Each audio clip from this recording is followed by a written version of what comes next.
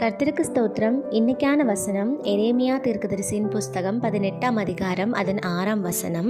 களிமண் குயவன் கையில் இருக்கிறது போல நீங்கள் என் கையில் இருக்கிறீர். டியர் ஃப்ரெண்ட்ஸ், இன்னைக்கான வசனம் சின்ன பிள்ளைங்களுக்கும் யங் பீப்புளுக்கும் தான் மெயின்லி சொல்லப்படுது. குயவன்னா யாருன்னு நமக்கு நல்லா தெரியும் இல்லையா? அதே மாதிரி தான் கர்த்தரோட கையிலையும் நம்ம களிமண்ணாக இருக்கோம். ஆனால் விஷயம் அது கிடையாது. விஷயம் என்னென்னா, இப்போ குயவன் கையில் தான் களிமண் இருந்துச்சுன்னா அவர் அதை ஒரு அழகான பாத்திரமாக, ஒரு பானையாக, இல்லை ஒரு வெசலாக மாற்றிடுவார் இல்லையா? இது நம்மக்கிட்ட கொஞ்சம் களிமண்ணை கொடுத்து ஒரு பாத்திரம் பண்ணு அப்படின்னு சொன்னால் நமக்கு பண்ண தெரியுமா? நமக்கு தெரியாது, ப்ராக்டிஸ் இல்லை, அப்படி தானே?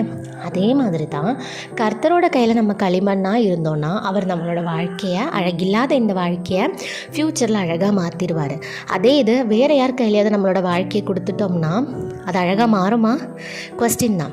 இன்றைக்கி நீங்கள் ஒவ்வொருத்தரும் உங்களை கொஸ்டின் பண்ணணும், என்னோடய லைஃப்பை நான் கர்த்தர்கிட்ட தான் கொடுத்துருக்கேனா இல்லை வேறு யார் கையிலையாவது கொடுத்து வச்சுருக்கேனா அப்படின்னு.